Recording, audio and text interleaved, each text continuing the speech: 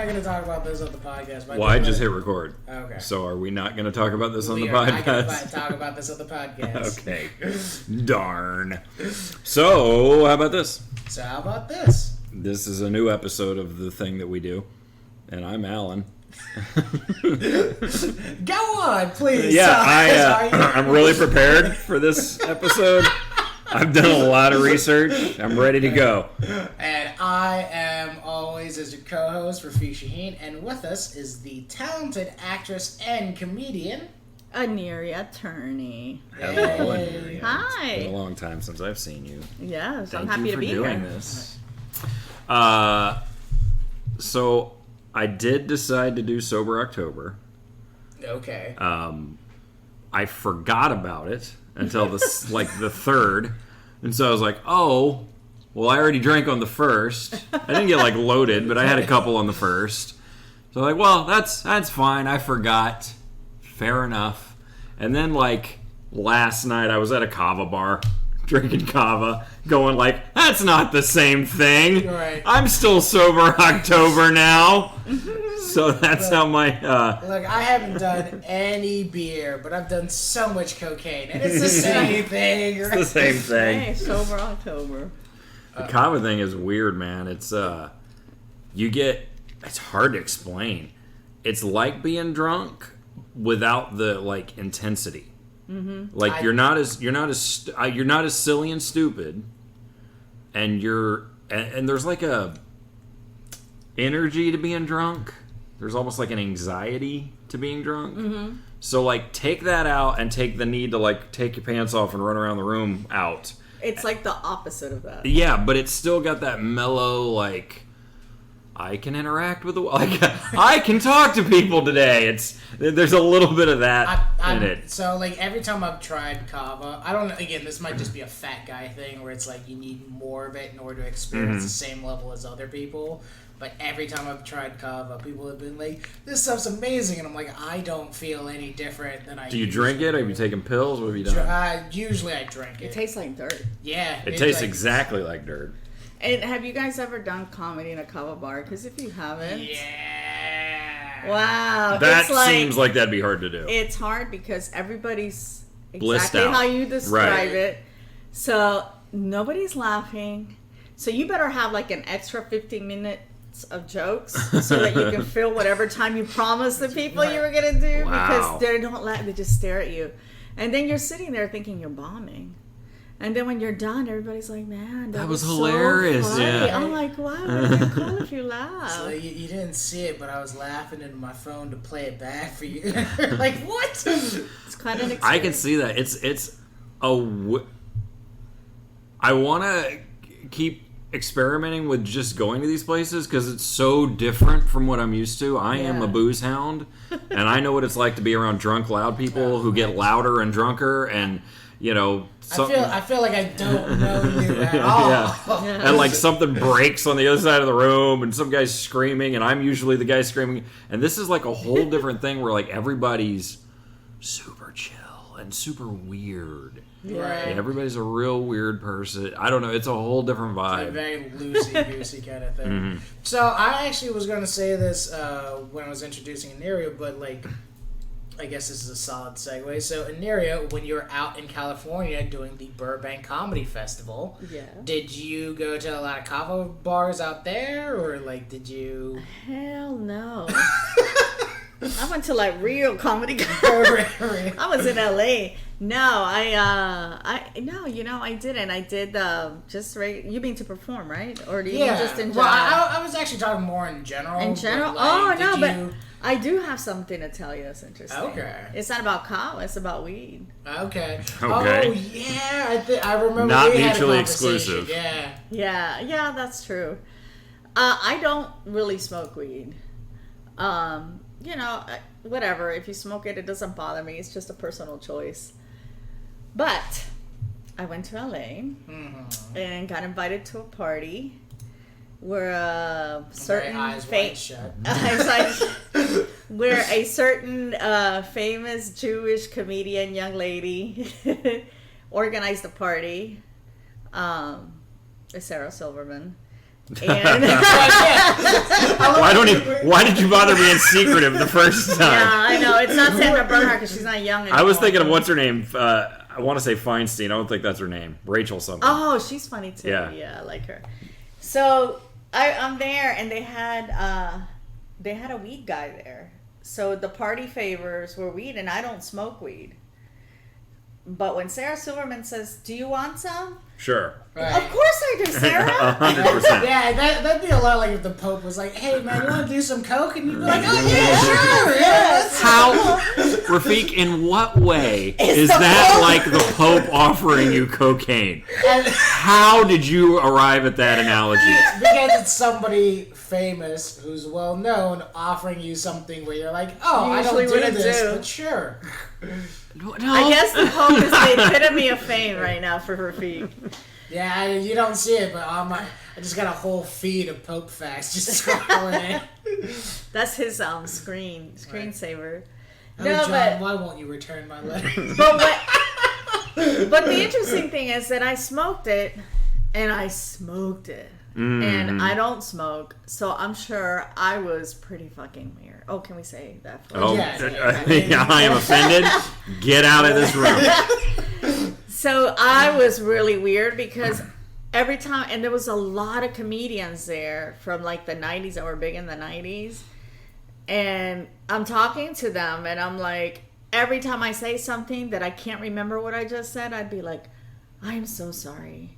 I don't smoke weed, so I'm really high, and I don't know if I made any sense. And that's got to be weird. This girl at this party, every time she talks, she says that. I was so embarrassed. And you can't control it.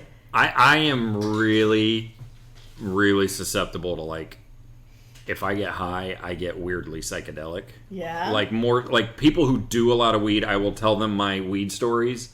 And they will tell me, like, oh, you probably shouldn't do weed. Because I get, like, I go into the fourth dimension. It gets fucking weird. Wow. You know? Yeah. I had that. It wasn't to that level, but I had when we were at the comics barbecue. Mm-hmm. It started. You were bad. You were as bad as I've ever seen you at that barbecue. He was a mess. Yeah. He was talking about, let's get the mic and record. He was barely standing and just kind of like. He was the high where you ask him a question and he makes a face because he thought he answered you. Like he gives you the, you know what I'm saying, face. And you're like, you haven't said anything yet. Like he was that kind of high. That's crazy.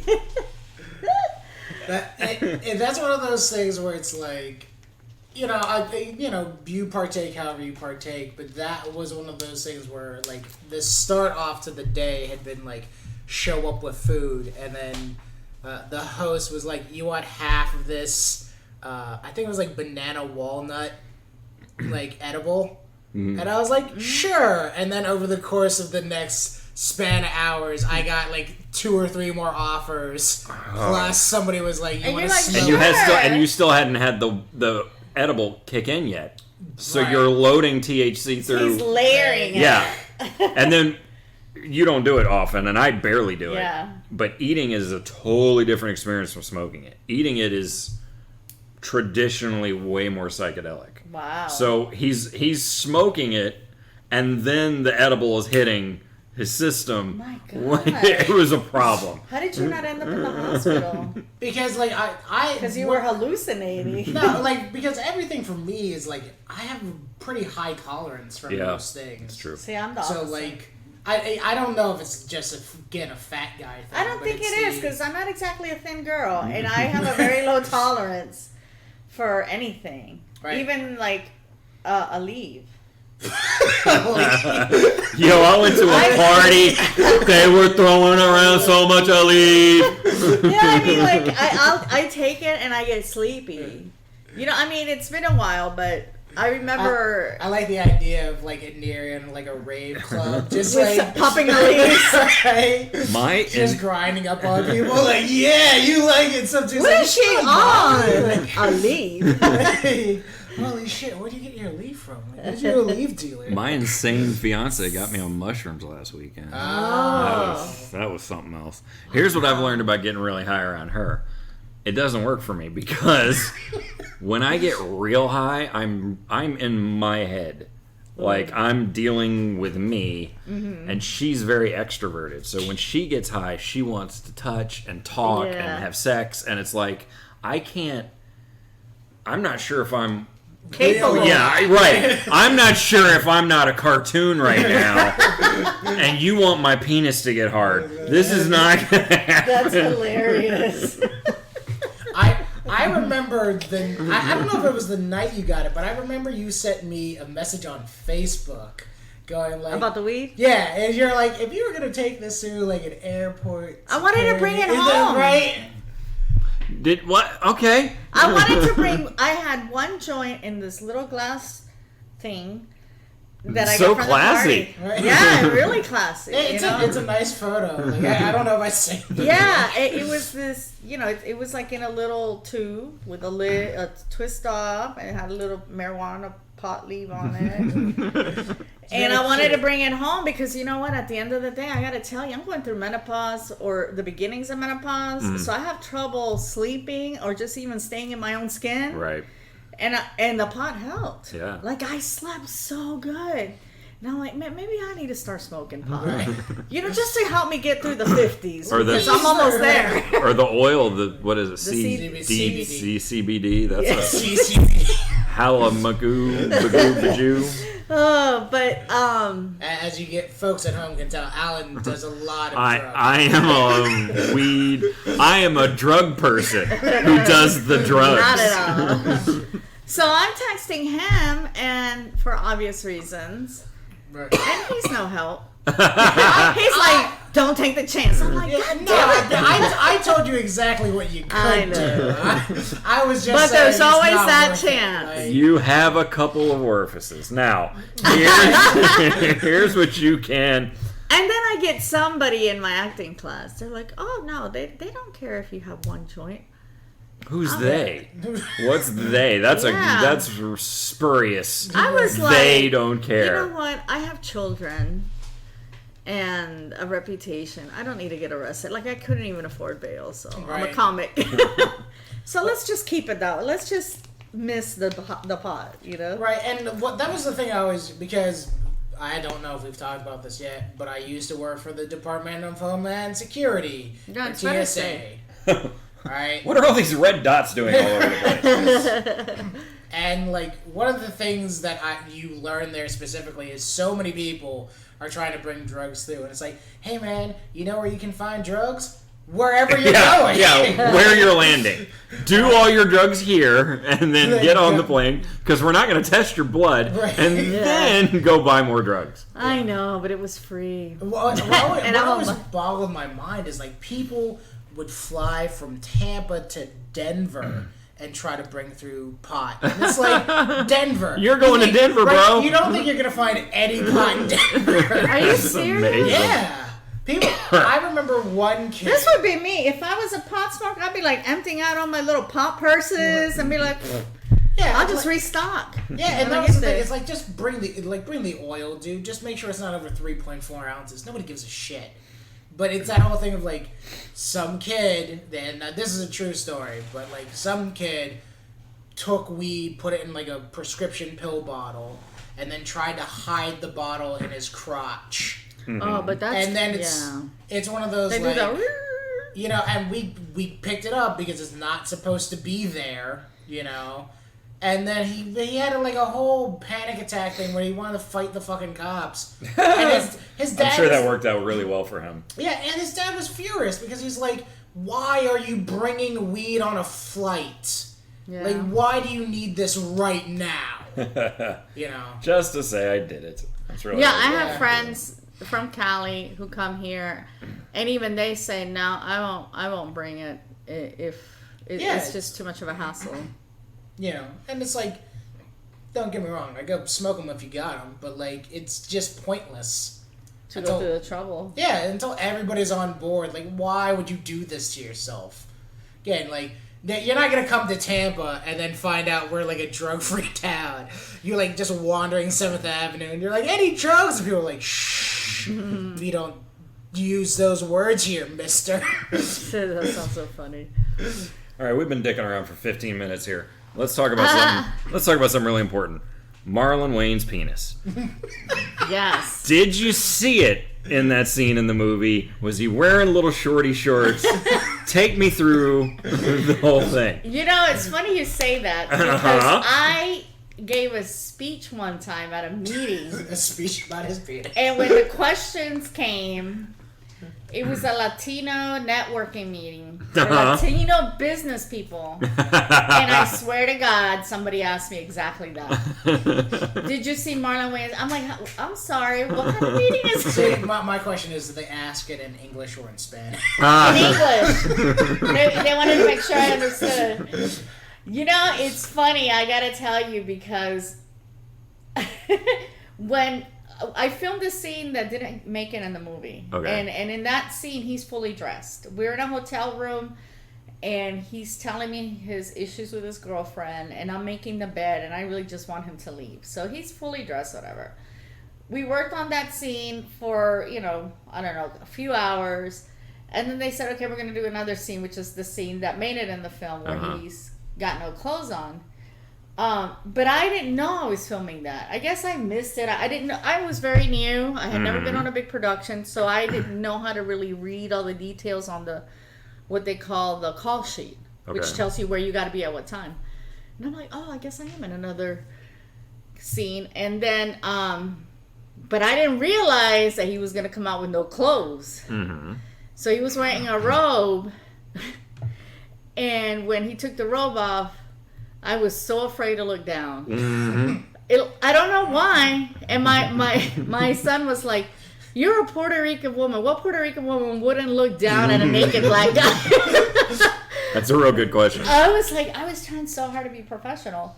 So I saw brown. So I saw brown, and then in the scene, he's running away from me, right? And so, or running in the opposite direction, and I saw a bare ass. Sure. So in my mind, I'm like, oh my God, he's got to be naked. I was afraid to look. Oh, you didn't even know. I didn't even know. And then finally, after we did a few takes, the girl that, one of the production assistants who was working there, she was helping me with my shit. I said, can I ask you a question? She's like, yeah. Is he really naked? Because I'm afraid to look down. She's like, no, he's not. He's wearing, I guess like a sock thing. I forgot what she called it. I think I know what you're talking about. But, banana well, I saw brown, so in my mind, that was his penis. I like that. Oh, because I see what you're saying. And you were I just never blocking looked down. out details and just I seeing just could skin. see peripheral. Right. Ah, that's great. I like the idea of she looks down at Damon Wayans. It's just like, Hey, what's up? I live down here now. just doing like a major thing. That is the most hilarious thing I looked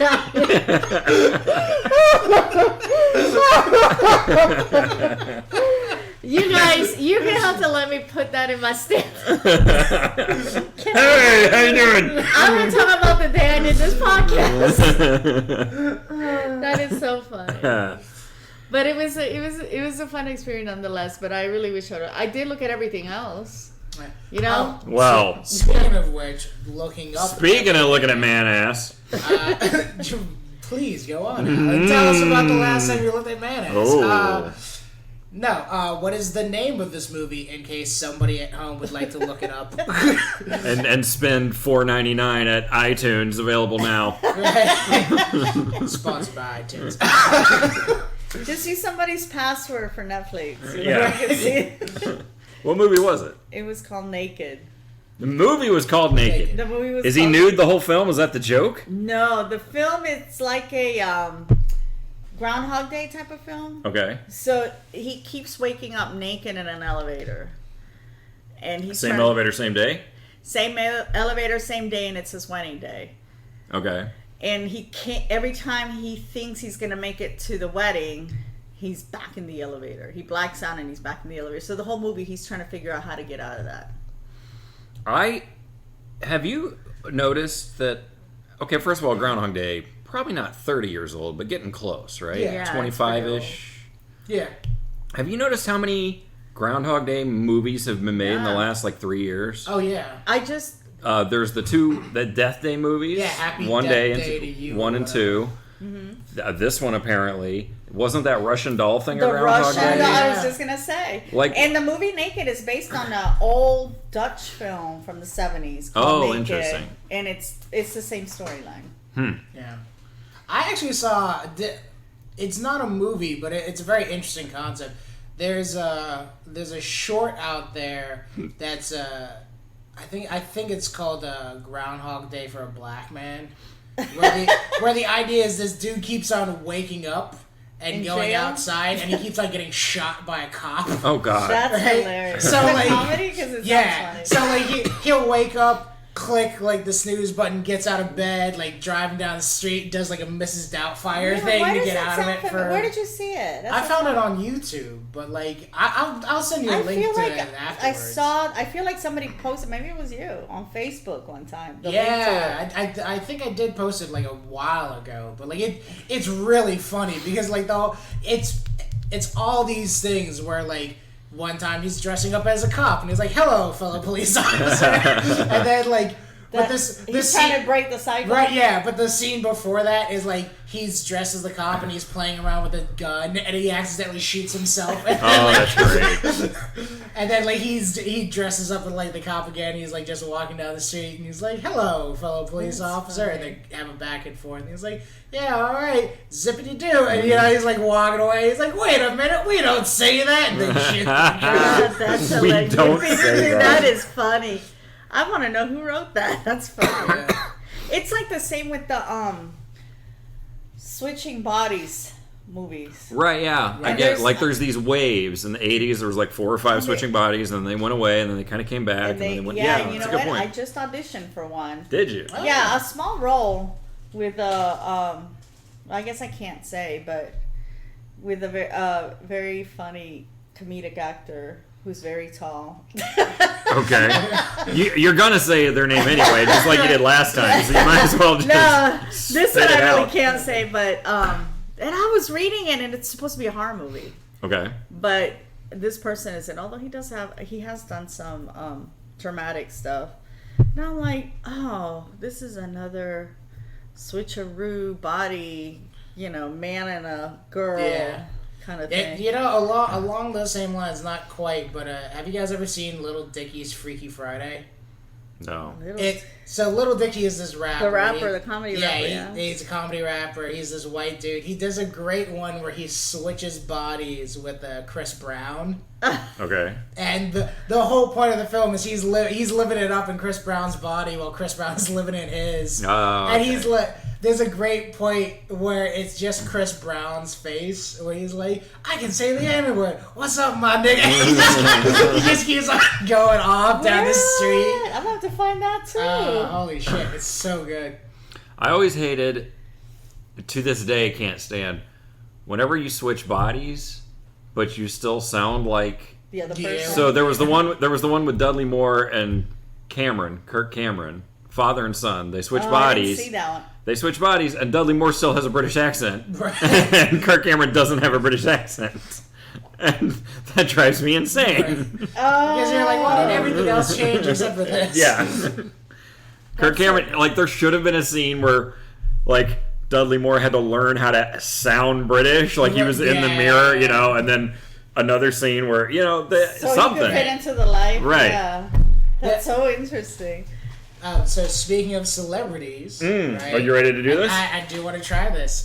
So, as someone who has brushed up against the celebrity world, I'm just going to preface this a little bit. You may already know about this. I just discovered this website the other day, and forget about my future. Forget about oh shit. Forget about comfortability. Forget about stability and safety. I want to be rich so I can do nothing but play with this website full time.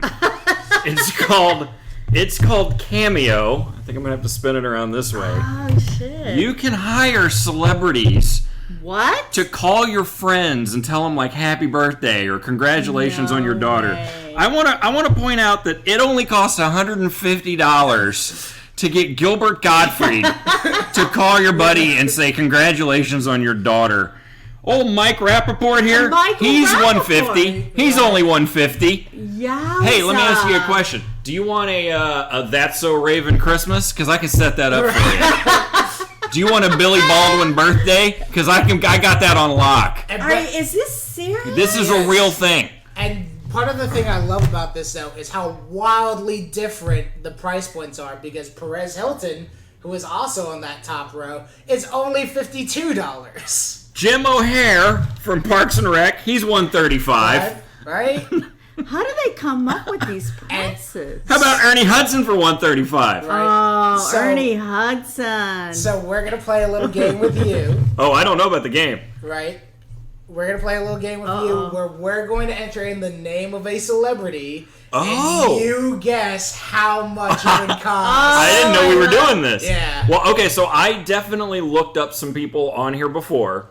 I don't know the numbers, right. but I know they're on here, so we won't just have to waste time spending. This is interesting. Right. So, and when you give the price, tell us why you think it's that price. Okay.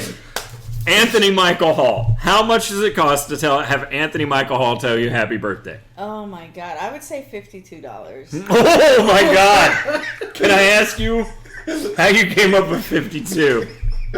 Anthony Michael Hall. He's the kid from Weird Science. The blonde. And Breakfast Club, Vacation. Okay, because there was a big old gap where we didn't know where he went of obscurity. Sure. Right. And then he kind of sort of came back, right? I mean, I don't know. He's done a few like cop shows and stuff here and there. So in my mind, if I can get not Gilbert Gottfried, but the other guy, Michael Rappaport for $150, and he's kind of stayed, a little bit more relevant than Anthony Michael has to be $52. $200. No! $200. He must have good drugs. Right? Maybe there's a drug package with it. See, and that's the thing I kind of like about this, because I go $150, right? 52, $200. That's and yet when you look at all three of those people, you go, who's the most relevant person today? Because I would argue more children are going to go. Look, I've covered up the dollar amount. Look how Billy Baldwin's looking these days. How would you like to get a message from that right there? Right. Hey, I'm Billy Baldwin. Right. You would want to pay him because you feel bad. He looks homeless. I'm so here, baby. You need some cigarettes? Here's what is I was talking to somebody. I don't remember if it was you or not, but I was talking to somebody about this, and they were saying that you should use this just as your text service.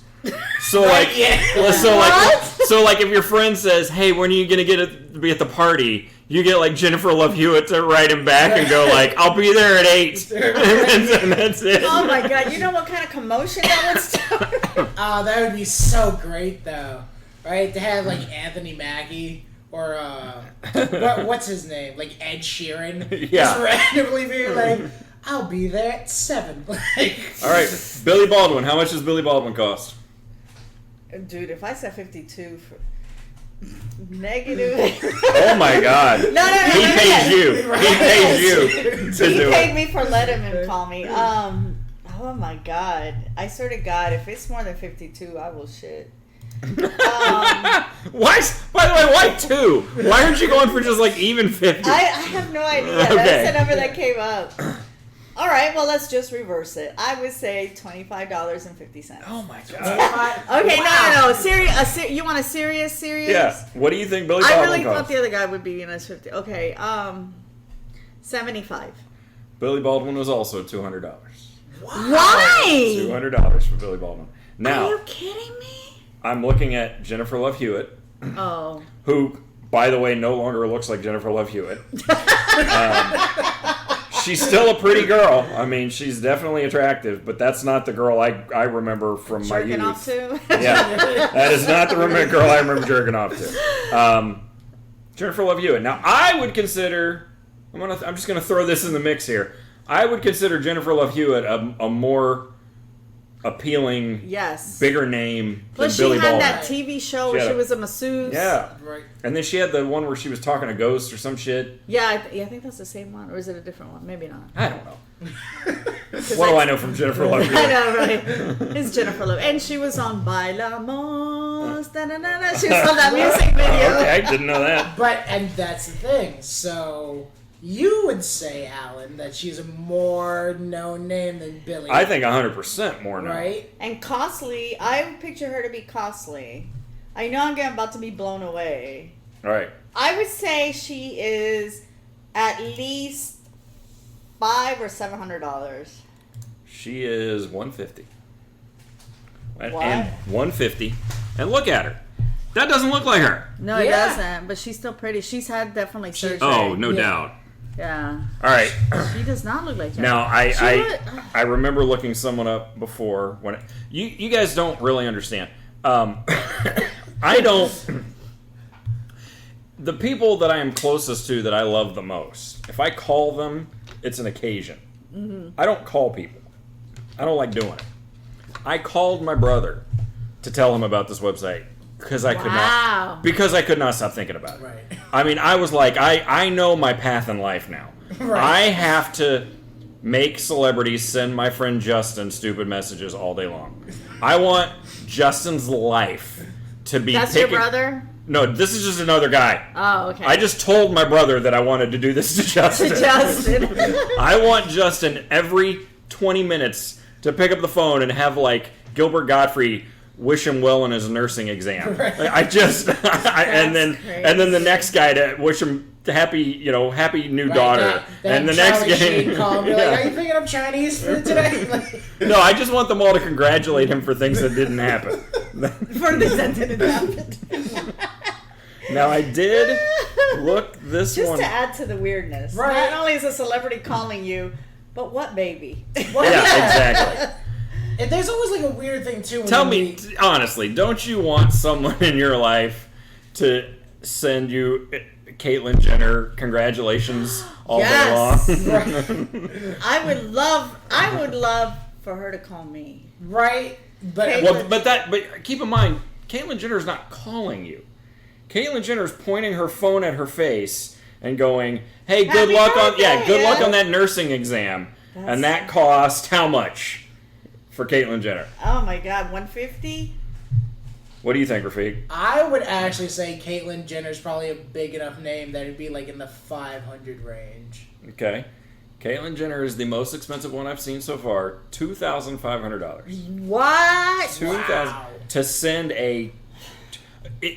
so you can look at like samples that they have sent. She's still trying to pay for that operation. You know what? That's she's like I gotta get touch-ups done weekly. So. Just get a bikini wax, bitch. I can't even respond to that. You can look at prior messages that they've sent. So you can get a sample. They got like a portfolio. So here's the reason why I bring that up. I'm looking at her samples: 21 seconds, 30 seconds, 25 seconds, 26, 30, 40, $2,500. To get Caitlyn Jenner to not even spend a minute of her time saying good luck on being a new whatever. Yeah, I'd like to point out, right, I am obviously a nobody, right? I'd do it for 10. I performed for 20 minutes at a bar show and got paid in quarters, and I got $40 from that. Corey Feldman. How much is Corey Feldman? You know what? He'd be good for Halloween. Okay. You know, like I would totally. If I had a job, I would keep him busy in October. Why? Because he's creepy. Okay. And I would just do like a happy Halloween to everybody that I really loved, and have him send the message. What about him do you find creepy? It mainly his dancing. Now, I will say that I'm going to give you a little help. All of these are zeros and fives, right? 150, 195, whatever. Corey Feldman does have a weird end number. Okay, He's got a weird there you go. end number. Halloween. Because that's him. Halloween is not for normal people, and I love Halloween, so I'm not normal. Of course, he would have. What is there like 99 at the end of his price? I'm asking you. This is your. We're trying to get these numbers from you. Man, I wish I had money so I could. The fun. I know, right? Yeah. See, the thing I like about this too is like.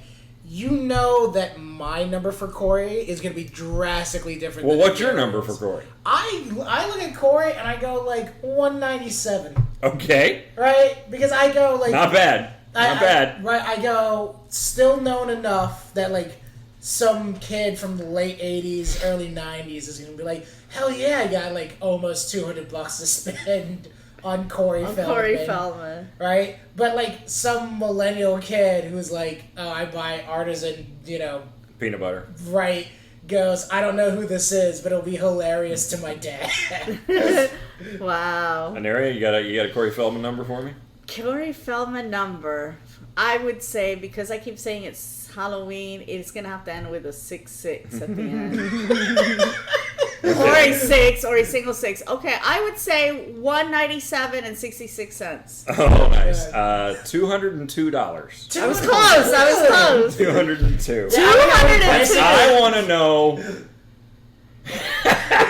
I have to believe that it was his ego that made him put the extra 2 on there. It has to. He was like, come on, dude, I'm a little better than Anthony Michael Hall. At least let me get $2 more out of this. Yeah. Now, there's one celebrity that I know is on there who I found this fascinating. Hit me. Andy Dick. Oh. I did not. Okay. How much do you guys... I'm going to guess because I haven't even clicked it yet. I don't know. For Andy Dick, I'm going 165. What do you got? For Andy Dick, considering that I just watched a documentary where somebody blamed him for Natalie Wood's death. What? Was it Natalie Wood that I was watching?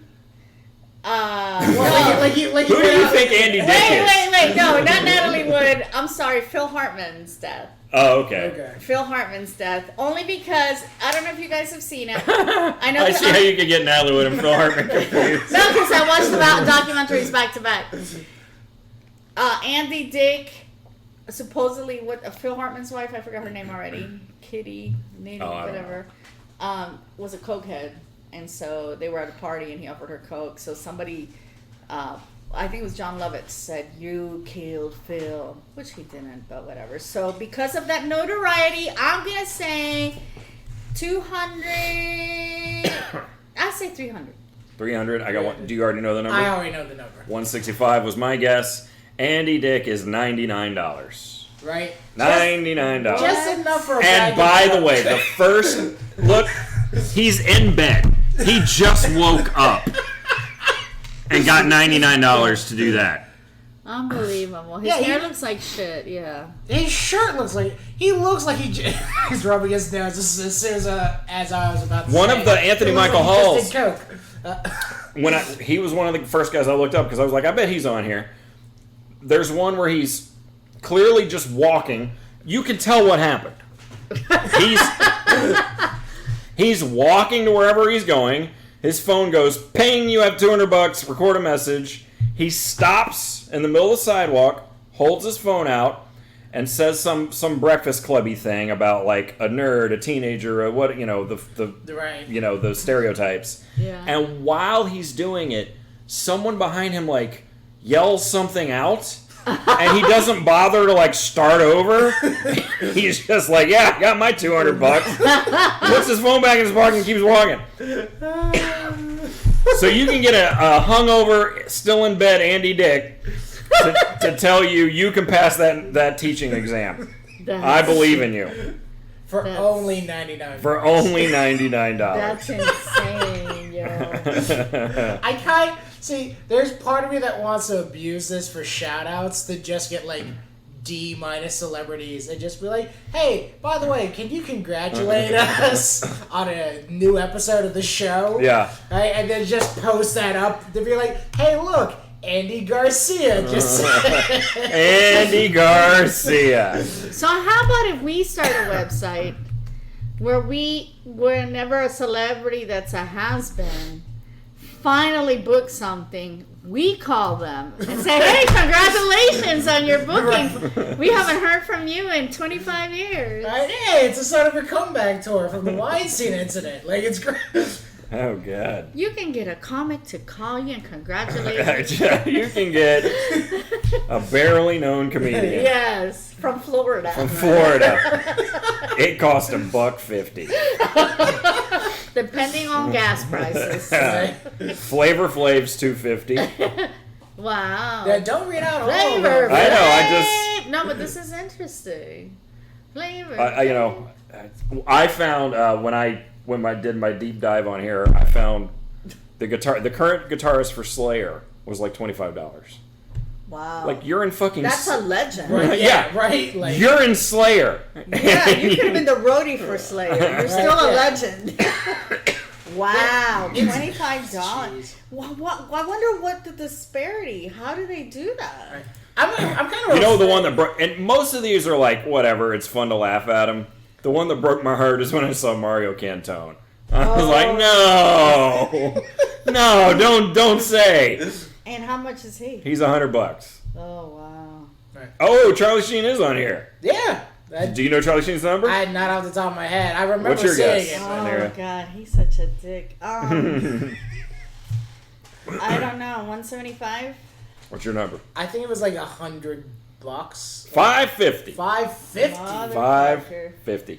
Now are both of you aware of the cute, really angry conservative girl Tommy Lauren? I've heard the name before. This I is see her. Pop up on Twitter. She's a real. If you are She's a offended, conservative? if you're offended by conservatives, then you think she's a real piece of shit. Oh, Because wow. she's a real piece of shit. And all I want to do, and she's so hot, I just want to make her say filthy shit to me for $60. That's what I want. See, I'm the kind of dick, though, where I would be like, hey, I'm going to pay you $60 a message to say nice things about the NAACP. Right. Funny. Rosa Parks. Right, Planned Parenthood. I want you to send a message to all of your brothers and sisters locked up in an ICE detention camp saying that you're rooting for them. Hey, it's $60. I paid for it. Unlock those cages. Let's get real blankets in here. Right? Let's see where we are. We are at 42 minutes. We've got a 18? machine segment we can do or a misery segment we can do. Rafiq, it's up to you. I always like exposing comics To the machine. All right. We are going to, for the last however long this takes, we're going to introduce you to someone who's kind of become a mascot of our show. Oh, shit. There's really nothing I can do to prepare you for this, so just tell us your reaction as I pass this across the table. Ed the Machine. Mm-hmm.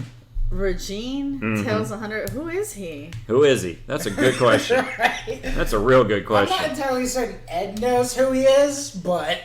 Oh yeah, go ahead. Take a look. Alan, Get in there. Make him laugh. Make them laugh. And he's got like 100 bits on here. Mm-hmm. They're all street jokes. Oh. They're all jokes that you thought were funny when you were in 6th grade.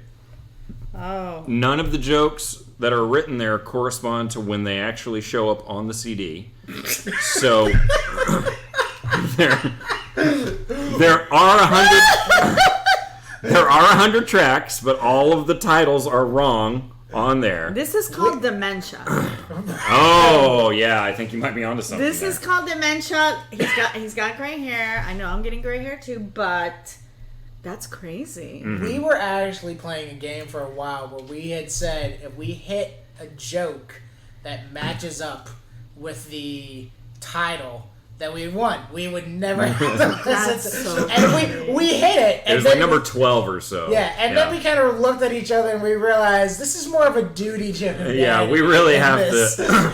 It's really important. How did you come across this? My understanding of the story is that my brother and his wife were on a cruise, and there was a cruise comic. His wife thought he was funny, bought that for me for Christmas. This was the comic. Yeah, bought that for me for Christmas, and I have been making fun of her sincere Christmas present now for I don't know how many episodes of this podcast. Does she know? I hope not. Oh my god. But I really have no way to control that. tells 100 of the funniest jokes he ever heard. I was gonna say, isn't that the same title of what's his name from Side Splitters? What? The guy that used to. You talking about Burke Racer? Bobby Jewell. Bobby Jewell is the machine. Oh, did Ed steal that from Bobby? Tells 100 of the funniest. From Bobby? Bobby Jewell is known to tell everybody else's jokes. Oh, mic drop. No, these are street jokes. Some of these are legitimately jokes that you told when you were in junior high. Literally, like he'll start them and I'll go, oh, I know that one. Oh my god. We're trying to, because we've done this over and over. We really like to bum comedians out with this, but couple things you'll find. It says parental advisory on there, but it's only because there's no way. It's only because he'll say like the fucking car. It's not because people are fucking. Like when people are having sex, he'll say making love. But and like making whoopee. And making whoopee, but he'll say like the fucking car. That makes no sense. Yeah, it doesn't. He'll mention the ethnicity of a character and it won't be a part of the punchline at all. Right. Like he'll go, a Chinese guy walks into and then like the fact that he was Chinese was completely irrelevant. You didn't need to tell me. That he was like Chinese. It wasn't even a racist joke. It was just you felt the need. He will. He'll give information about things going on that have nothing. Yeah, that have no bearing on the punchline. He'll stretch a joke that he could have told in 2 seconds to $1.50. Right. Like Saturday Night Live. It's In fact, we have discovered that old Ed here was in fact on Jay Leno. Mm-hmm. What he year? was on way later than it should have been. Jay Leno did this is Jay Leno's fault. Jay Leno did a bit that was like, what would our show be like in India? And it was like The Tonight Show, and everyone in the audience was like a racist Indian stereotype. Oh, and then Ed the Machine was the Indian Jay Leno. And he was talking with and they had like painted him brown. Right, and like, okay, if that bit was when Jay Leno first started in the mid-90s, early 90s, you can go like, all right, fine. It was like early 2000s. Wow. It was like at a time when that's not okay to do. Yeah, like it's the kind of thing where like if this occurred this year, there would be riots in the street. But it wasn't. But my point is, it wasn't even okay then. It wasn't. There's the whole like debate. The debate now is the F word, not fuck, but the other F word. Yeah. And the debate now is like, even 10 years ago in The Hangover, they were calling each other faggot. You know what I mean? And now we go like, that's not okay anymore. I didn't joke about that. This isn't even that. This is like, this even is worse. then. Yeah, like even then it was not okay. Wow. So. Oh my God. We're on track number 23. And wait, let me see that. I want to see what it's let's see what it's called. Sure. Hold up. Do we have light? Let's go get some light in here, Rafiq. 23. Bullshit operation are we running around? Young Hoodlum. It should be called Young Hoodlum. This is a joke about a young hoodlum. It will not be about a young hoodlum. So this guy leaves the bar and he's had one drink too many and he gets behind the wheel of a car. He shouldn't have, but he did. And he finds a guy at the red light. Fuck you, Red. The guy gets out of his car and it's a little person. And the little person looks over at the damage and says to the guy, I am not happy. And the drunk guy looks at him and says, well, which one are you? Oh my God. That was a joke about a young hoodlum. What the hell? Here's what. Oh, shut up, Ed. Here's what offends me the most about track number 23, Young Hoodlum, is the fact that he was politically correct enough to say little person, but the joke was still really offensive to little people. I'm not the happy one. What the hell? Also, in his attempt to be politically correct, he said he shouldn't have been driving, but he was. Right. Like, thanks, Ed. Thanks, Ed, for showing PSA, me. Yeah. Yes. If it hadn't been for Ed the Machine Regime, I would have gotten behind the wheel of the car that day. I would love to know the story behind the name, the Machine Regime. I bet it's not because he robbed a train in Russia when he was 22. I'm going to assume it wasn't because of that. Wow, this is... You guys have exposed me to like the dark underground. Right. And this dude is a cruise ship comic, right? We finally, after doing this forever, we finally had sense enough to look him up on YouTube.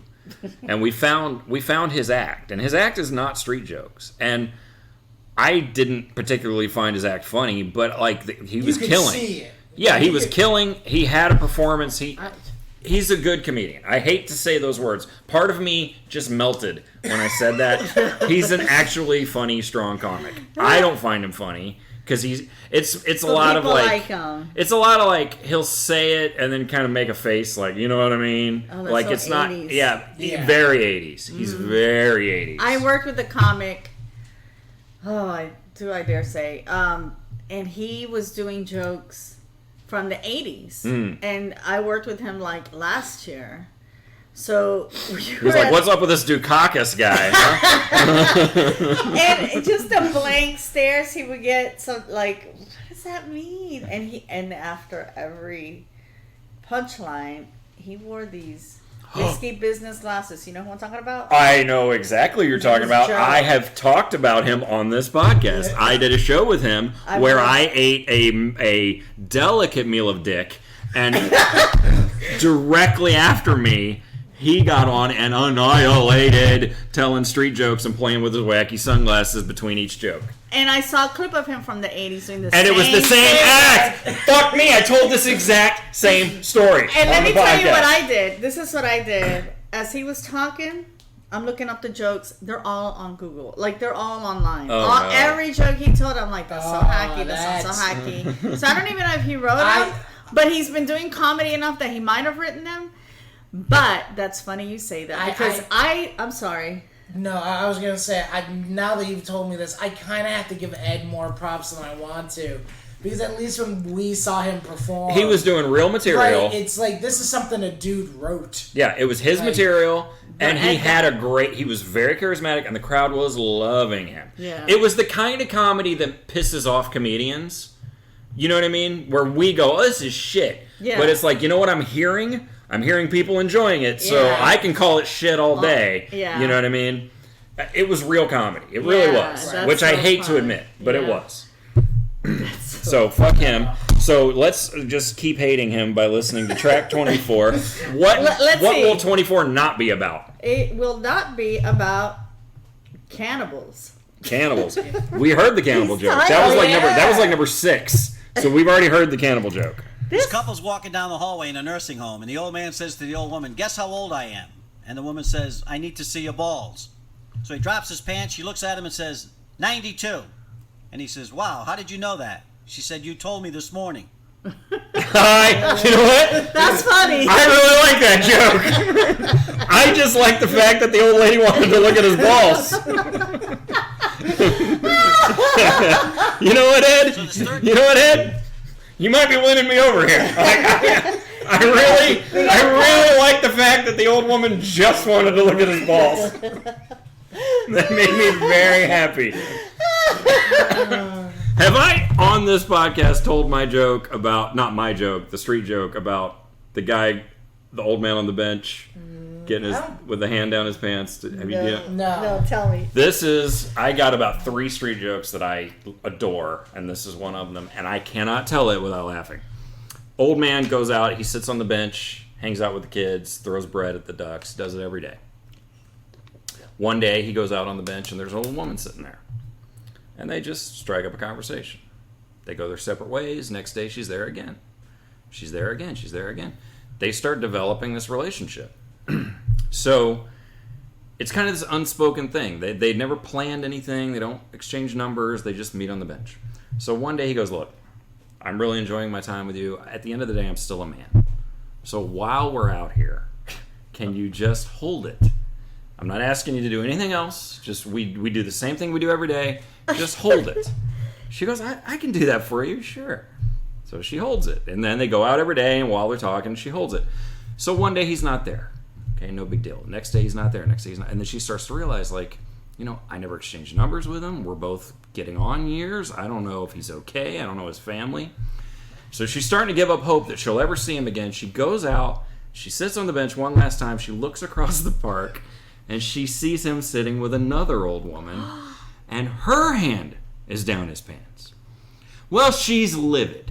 She gets up, she marches across the park. She gets in his face. Who do you think you are? No one does this to me. What does she have that I don't have? Parkinson's disease.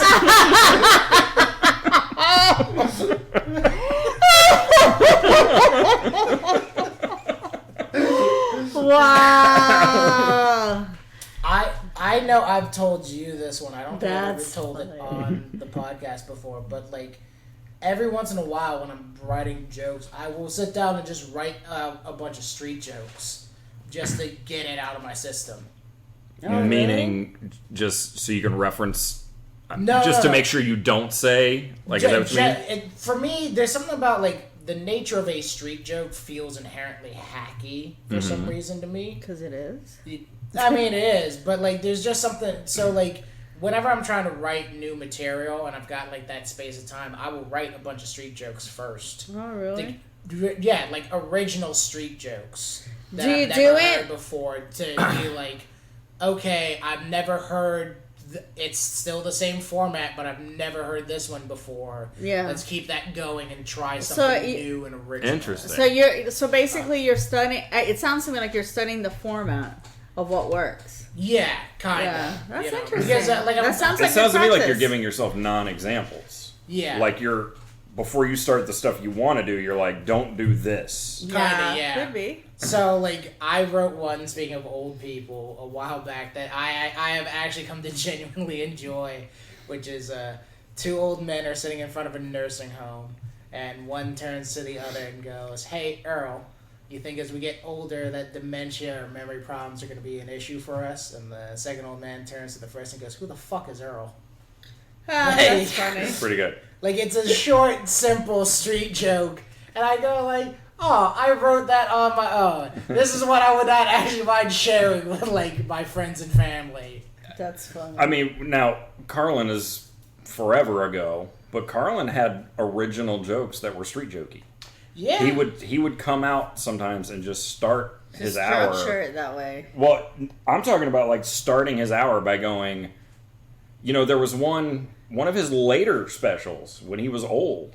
He goes, that reminds me of something my grandma used to tell me is, you show me a you show me a tropical fruit and I'll show you a Guatemalan cocksucker.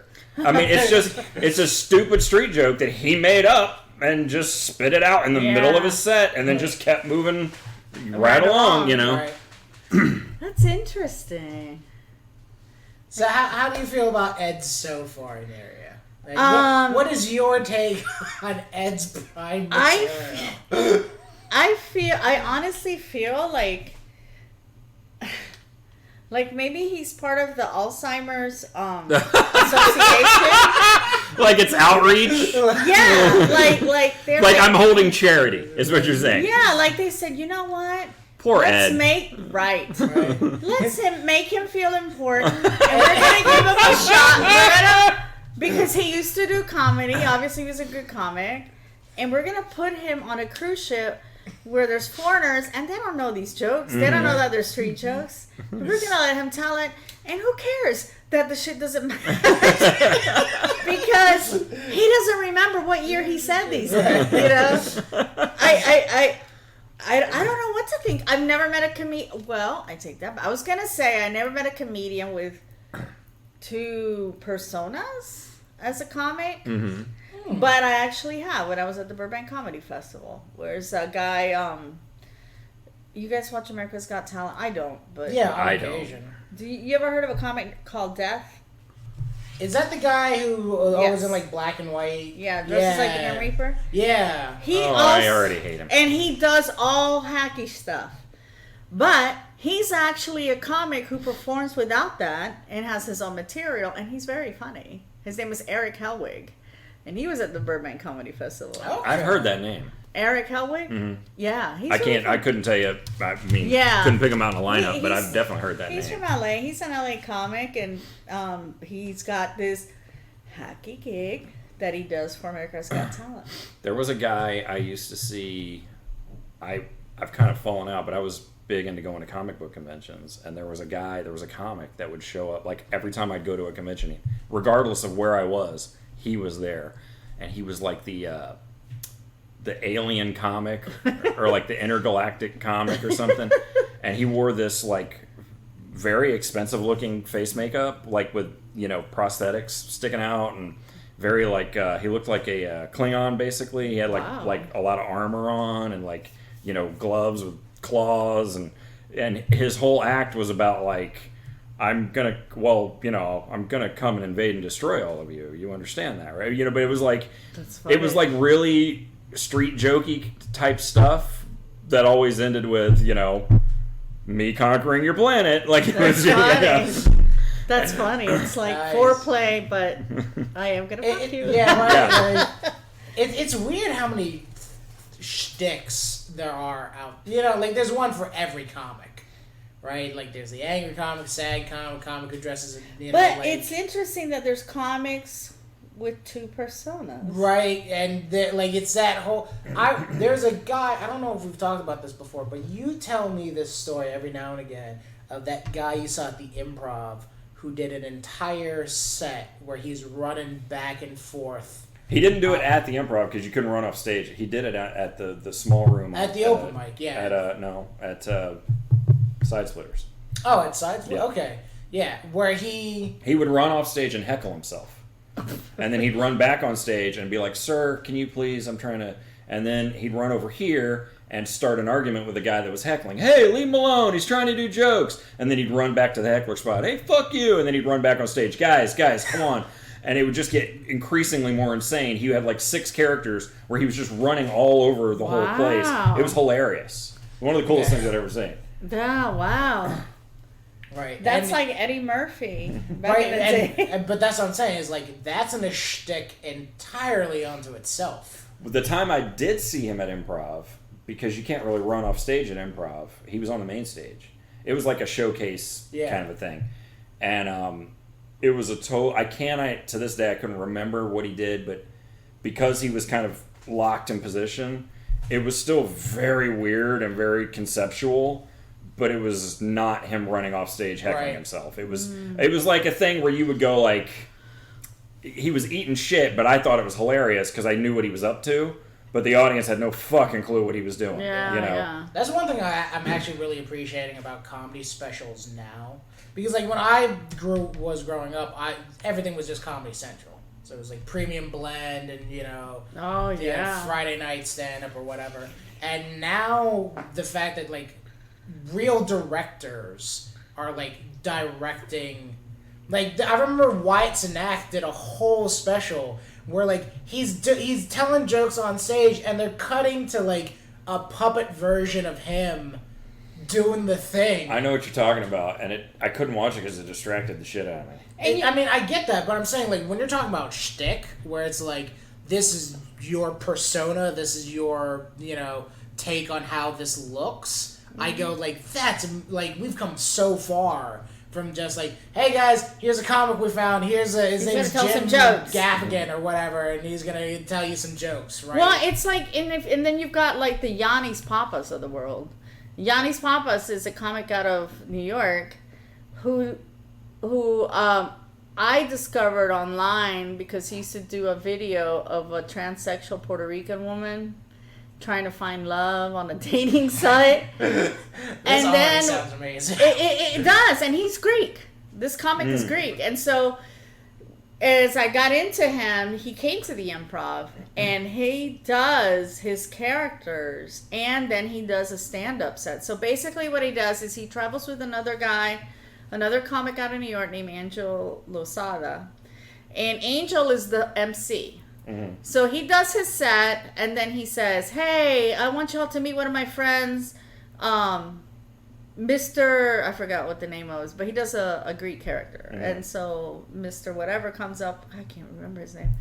He comes up, Yannis Papas comes up dressed as his character, and he's there for like 10 minutes. And the guy's just prompting him, like, hey, so what do you think of this? And this guy's a conspiracy theorist, this character. Mm. Oh, thank you for coming. He goes back. The MC does a couple of other jokes, and then Yannis Papas comes back as another character, and he does this, I think, just twice. And then he comes and does a 45-minute set as himself. Oh, that's And cool. I'm like, wow. The crowd liked it. It wasn't frustrating. Or No, I wasn't confusing? frustrated at all. There wasn't cool. frustrated. People that were there were like people that knew who he was. Sure. Right. Yeah. And that's always the thing, though. Is like once you find your market, you're kind of set in that regard. Did you ever see that Harlan Williams special where it's him alone on a mountaintop? No. He's doing his act in front of no audience. He's talking to a camera, and he's alone on top of a mountain. That is bizarre. And Love it. Wow. He even does pauses where, like, if he were on A stage, laugh? yeah, he does laugh pauses like he's on stage. Da da da da, but da da da da, and then he pauses, and then he goes into his next joke, and he's performing for no one on top of a mountain. Now, It's fascinating. is that like something streaming? It was on Netflix ages ago. I don't know if it still is. That's but interesting. It's really weird. Because that means he's Well, and giving then Maria a pause. Bamford did a special in front of her Her folks. living room. Yeah, Yeah. In her Mom living and room, Dad. and her audience was the mom and dad. And then she kept leaving the stage to go like get the cookies out of the oven, and then she'd come back and give them That's cookies, funny. and then continue to do her act. That's so funny. But the one you just mentioned, that's interesting because he's considering you need that time. Right. Because if you're Right. watching it at home, you don't want to miss the next joke. Right. Wow. Well, then Bamford did another. I think the next year. So she did the one in the living room. Then the next year she did one where she's like standing in a living room with like maybe 5 people, and let's say the first. I think that's the one I was talking about. Let's say the first 5 minutes of the special of her act is in front of 5 people. Then suddenly it cuts, and she's in a bigger living room with like 10 people, Oh. and she's picking up, and then it cuts, and now she's in like somebody's Bigger- garage, and there's like 50 people, and eventually it builds to where she's actually in a club with full of people, and so she clearly performed her set. In all these places. 8 times or whatever the number is. Yeah, and yeah. it's a growing audience. It's really, really interesting. Yeah. Well, you remember a guy that was here in Tampa, and he's in New York now. He was a, I don't know, cardiologist, anesthesiologist. Got why can't I think of his name? You guys come from a much older class than Scott. Oh, Scott, what is his freaking name? He just produced something for Comedy Central. Anyway, this guy used to live here and go to open mic at the Improv. Eventually, and he was like a doctor, and then he eventually moved to New York, and he started doing open mic at his apartment. what? And he started having these shows at his apartment. And when I went to New York, he had seen my post and says, "Hey, too bad you're not here on these days because I do these shows in my apartment." So I And you're like, yeah, this doesn't sound like a serial killer. So Scotty just kept doing it, and whatever, life goes on. And then the other day, like when I came back from LA, I'm looking, and he's produced some famous comedian show for Comedy Central Wow. at his apartment. Oh, that's great. Nice. Full of people, and I mean, it's such a cool setup, and he was the producer for this comedy Nice. special. That's really neat. I like It's that. just, I think it's, the innovation. The innovation is what gets you. Right. Yeah, Like, it's to what move you forward. helps people who haven't seen you before too. we Like Judd Apatow just did Gary Goldman's The Great Depression. Fresh. Or was it Like- Colin Quinn? No. Right. No. It's Gary Goldman because like it's one of those things where it's like this is a famous director. You know what I mean? Who's Rob now Zombie. directing. Rob Zombie directed one of Tom Papa's specials. Right, and Spike it's Lee's like- directed and he a did. bunch. He did. Yeah, it's becoming more of a formal production. Odenkirk has directed a lot of specials. Bobcat directs a lot of Oh, yeah? specials. Yeah. And and I notice a lot of those are becoming SAG projects, like union projects, like the Actors Guild, because I think I watched the Chappelle one, and it was a union project. I was like, for a stand-up show, huh? Interesting. I mean, you gotta get people interested in who you are. I guess get you into that brand. Hey, Well, I think we're done, kids. We've been at this for over an hour. Aniria, thank you so much for coming. thank you for having me. It's been so fun. Yes. And before we go, as always, Now, we don't release these like right away. We do have a backlog. But is there any place where people can find you? Any TV shows? Like, I don't know. Well, hopefully by the time they Chicago hear Bad it. I've been auditioning a lot. I haven't booked anything yet as far as TV, so I don't have anything. But maybe by the time this gets released, I'll be on something. Right. I do have a show. I have 2 shows coming up, comedy shows. At Zephyr Hills. Yay, Zephyr Hills. Yeah, woo! At Manolo's Restaurant with Tracy Kanan. It's me and her. And then on October 18th at Englewood Center, Cultural Center, or something like that near Sarah. This will probably not be out by October 18th. No, it'll be done. But like any social media where they can find you Yes. at? Or On Instagram at Aniria is funny, Aniria is funny. And Twitter, I need to do more Twitter, but it's Aniria Comedian. Right. All right. And Facebook, of course. And the movie Naked? Movie Naked. Are there any other movies I don't know about that you wrote? I was on a TV show called The Act on Hulu with Patricia Arquette. Great. Chicago Med. Cool. And that's it. Cool. Yeah. it's more than I've done. I'm gonna go edit coupons tomorrow. So I lose. So I am Alan Dempsey. And I am Rafiq Shaheen. And once again, you are the lovely Aniria Turney. So how about this? So how about this?